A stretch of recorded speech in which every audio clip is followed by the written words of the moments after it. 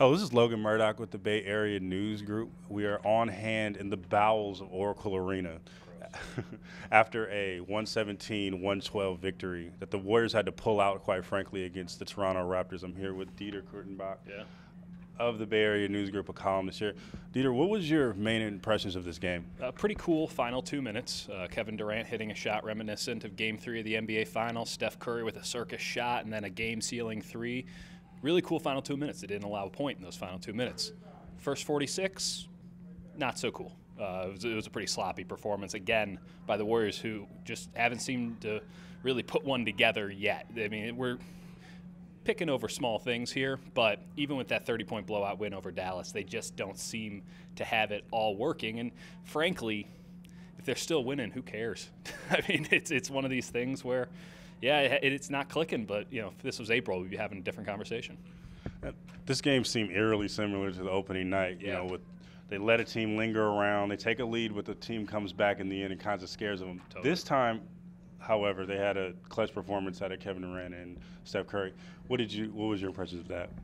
Obviously, it helps to have Steph Curry and Kevin Durant on your team when you need some easy offense. It also helps to have Klay Thompson and Draymond Green playing defense. I think just as important as Kevin Durant and Steph Curry scoring those big buckets down the stretch was Draymond Green, deciding that they were going to box out for the final 2 minutes. Jakob Poeltl had, I think, 11 rebounds in the fourth quarter alone, just because the Warriors weren't interested in boxing out. And Klay Thompson with a nice defensive stop at the end. The Raptors kind of clammed up in a tough situation, and the Warriors thrived. And that's what, a championship team's supposed to do. But they're also supposed to look a little bit better for the first 46. And they don't have to right now because they're so much better than everybody else. But you could tell it's kind of wearing on them a little bit, even 5 games into the year, even though none of this matters. I mean, they could be 0-5 and it wouldn't matter.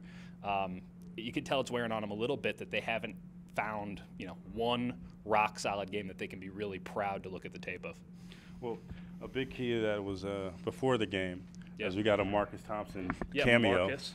Look at this, he's back. Bay Area News Group alumni coming in. A big thing that kind of speaks to where they are in the season.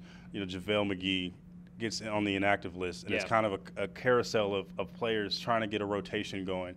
And Steve Kerr, after the game, talked mostly about it's kind of finding a rotation, kind of seeing how different matchups work together and stuff. Do you think that what do you think that would be a good representation of what's going on with that right now? Well, the foul trouble that the Warriors have been in for the first 4 games, they kind of fell out of it tonight, though the first half wasn't great. It's just messed up their rotation straight up. Second, this team doesn't want to make an excuse out of the China trip. The China trip's been an issue. They're not conditioned. Maybe they're now physically conditioned. They're not ready to lock in for even 20 minutes a game at this point. And it's hard to blame them, but you don't want to rest on your laurels going into the final 2 minutes of every game. The rotations are weird, and I think that Steve Kerr knows that he's got 15, 16 guys who can play NBA minutes, and he's just going to be weird with it for a while. And until until some guys start to separate themselves, and frankly, no one really has yet, outside of obviously the guys who are always going to get those quality minutes. The Pat McCaws haven't separated, the Nick Youngs haven't separated, the JaVale McGees haven't separated. Those bench guys, until they start proving that they deserve the minutes, and I haven't seen anyone do it yet, then you really can't hold it against Kerr for getting weird with it. Speaking of separations and people separating themselves from the bench, Jordan Bell, who has been really good. I think he's only missed 2 shots thus far in this whole season. He's not exactly taking shots though. Exactly, but he is the bottom line is he's making an impact. No question. With this team at such a young age, and he's pretty much supplanted, a Kevon Looney and a Damian Jones in the young rotation. Right. Where do you see him going this far? Well, he's an energy guy, and he's kind of a guy who, when you don't want to play Draymond, you put him in because he kind of provides some of that same intangible stuff that Draymond has. He's a small ball center. He's going to get at the hoop. He's going to block, and he's going to protect the rim a little bit. I mean, he's just an energy guy. I think that role can expand. I think it will be really interesting to see how Steve Kerr uses him say December, January, February, because JaVale McGee was kind of that guy for the Warriors last year, a guy who could come in, give some solid minutes on pick-and-roll defense, pick-and-roll offense, just give you 10 solid minutes out there. Jordan Bell looks like he's that guy this year, and it's early and we'll find out, but having JaVale be on the bench tonight and having Jordan Bell be the first guy off of it, I think is fairly telling. We'll see if this trend continues, but, I mean, the sky's the limit for this kid, and it's kind of shocking considering that they've drafted big men the last 2 years. And Jordan Bell's the one, no seasoning whatsoever, who's getting the minutes. Well, last question. Yeah.